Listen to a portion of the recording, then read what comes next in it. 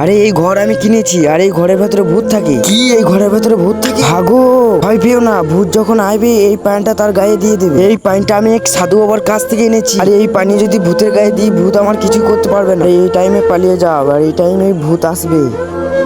হুম হুম হা হা। আরে এই দেখো ভাই, ভূত চলে এসেছে। ওকে জিজ্ঞাসা করবো যে এই ঘরে কেন হ্যাঁ, তার আগে বোতলের পানিটা ভূতের গায়ে ঢালো। আর আগে আজকে দেখবো বাবা মাকে কতজনা ভালোবাসে। মাকে ভালোবাসলে লাইক করো আর সাবস্ক্রাইব করবো। বাবা মাকে দুজনকে ভালোবাসলে কমেন্টে আই লাভ ইউ বাবা মা বলে। আর যারা লাইক সাবস্ক্রাইব করবে না তারা ভাবো বাবা মাকে ভালোবাসে। আমাকে ছেড়ে দাও, আমাকে মারিস না, আমাকে ছেড়ে দে। আগে বল এই ঘরে তুই কি জন্য থাকি? বলছি তাহলে দাঁড়াও, তোমরাও গল্পটা শুনে। এই ঘরে 50 বছর আগে থাকতাম। তারপরে একটা ফুল গাছ ছিল খুব সুন্দর। 6 মাস পর আমার কার অ্যাক্সিডেন্ট হয়, আর আমি এখানে মৃত্যু হয়, আর অনেক শাস্তি পাই আমি। তারপরে গাছগুলো সব বলছিল যে এই ছেলেটা আমাদের পাশে সবসময় বসে থাকে কিন্তু আমাদেরকে যত্ন করে না, তাই গাছগুলো একদিন মরে। তোমাদের ঘরেও যদি গাছ থাকে তার যত্ন নেবে, কেন তারও প্রাণে যেত। ভিডিওটাতে লাইক করো।